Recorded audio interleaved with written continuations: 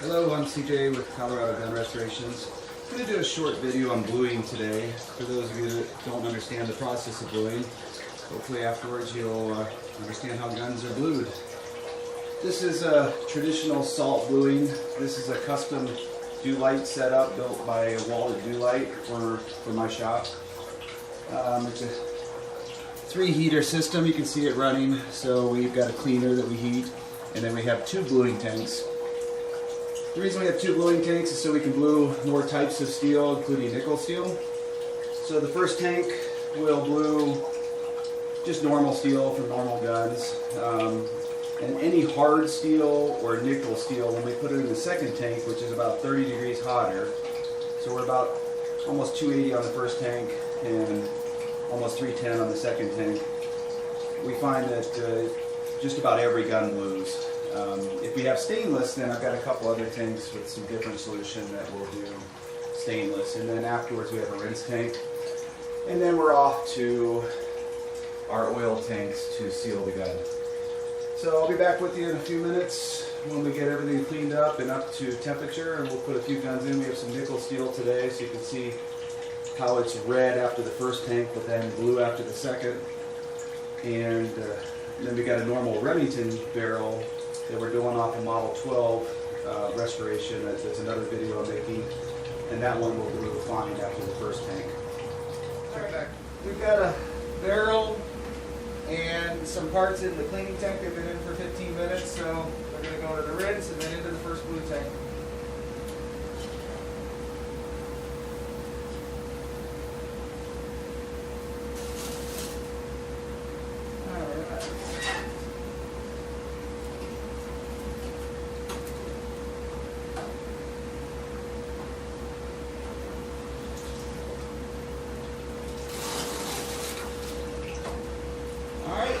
Give that about 20 minutes and then to the second tank.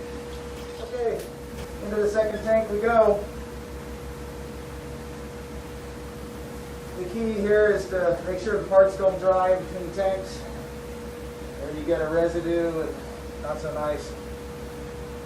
Alright, another 20 minutes. Okay, now these are the nickel blue, nickel barrel steel. So these will take both tanks. Most of these parts would already blue in this tank. We're just doing that to make sure everything's blue. It looks really nice. But you'll see that these 2 barrels are red after the first tank and will be blue after the second tank. All right. Okay, now into the rinse tank, which is something that's 310 degrees going into moderately warm water. So this is when you have the most danger of being burnt. So obviously we suit up pretty well. You see a bit of a boom there. And same with these parts. Alright. Then we'll rinse them off and into the, make sure there's no salt on them. And into the oil tank while the metal's still warm, and it'll seal the finish. Alright, now our nickel steel barrels, they blew pretty good in the bluing today, but they'll take on a true blue after the high temp for 20 minutes. Alright, now Winchester's in the water.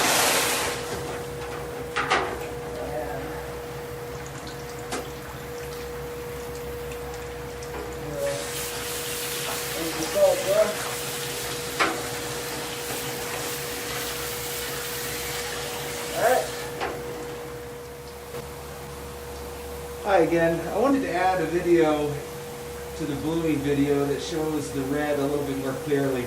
The one that I did in the previous video that I said was red actually turned quite black. And when I looked at it after we blued, we realized it was a post-30 model, so it was not a nickel steel, which made it blue fine.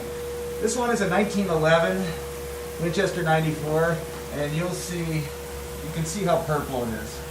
If you see it right now compared to the other barrel right beside it, it's very purple. Once we get down with the second tank, I'll show you that it's blue again. So hopefully that clears up the nickel steel for you. Okay, I want to give you a quick update. I'm going to insert this into my bluing video to show you the 1894 that we did.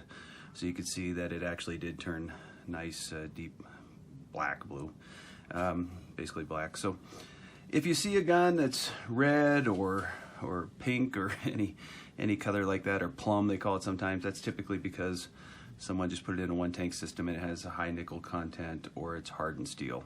So if you go through the 2 tank, you get this beautiful blue. The other option, if you want to do this at home and you only have a single tank system, is you can rust blue these guns. It takes about a week and it's quite a process. It sounds easy, but it's actually taken me several years to, I think, come up with a good system. I'll show you here what I mean. This is a LC Smith barrel that I just finished rust bluing. It's got a lot of oil on it. And the reason we rust blue this is because it has these little seep holes where they, when they soldered this thing together, so they basically put the solder in there, heat it all up, and it just melted together. If the salts get in there, you can't get the salts out, and they will basically make the gun fall apart in a few years. It'll basically cause corrosion inside there. So this is what a rust blue looks like. You can see it has a little bit of a brownish tint. I call it a silver. To me it looks a little silvery, but that's why people call it browning. It's a little bit more brown. But you can get a nice uniform color browning it too. You could do this as an option for nickel steel barrels. All right, thanks for watching this, and the conclusion's coming up next, showing some of the parts that we did originally. Thanks. Okay, I want to do a little conclusion to our bluing video, just so you could see the end results. You can't see much when we're out in the bluing room. It's a bit crazy out there. So here's the barrel and the parts off the Remington. A lot of internal parts too. I don't want to take it apart right now to show you, but you can see all these parts were blued, and everything looks great on this gun. This is the Colt 1903 we did. We just cleaned up the magazine a little bit and re-blued that, but some of the parts that are external we took to a pretty high sheen, and they came out beautiful. They have that really shiny gloss to them, that black blue that we like to see on guns. And the trigger, again, you can see hopefully how shiny it is. And the better sheen you take it to, the prettier they look, in a sense, if that's what you're looking for. And it takes a lot more work to take apart to a high sheen without destroying the edges and other parts. So that's a bit of work. The internal parts, we all just sandblasted them, cleaned them up. This is a spring. We can do springs because the temp's low enough that it doesn't distort the spring or cause any issues. But the internal parts have been sandblasted, cleaned, and they all look like they just came out of the factory.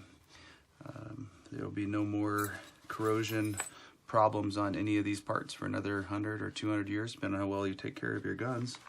The internal hammer. So here you get to see a little bit about what the parts look like afterwards, and we'll reassemble this Colt 1903, and it should be good to go. Thanks for watching the video. Hope you enjoyed learning a little bit about the process of bluing, so that you understand if you want to cold blue, or if you want to do it this way, which is definitely what I would consider a long-term correct solution for a gun. You can cold blue. A lot of people do it, but if you really want it to last and look more original, then hot bluing is the way to go. Thank you.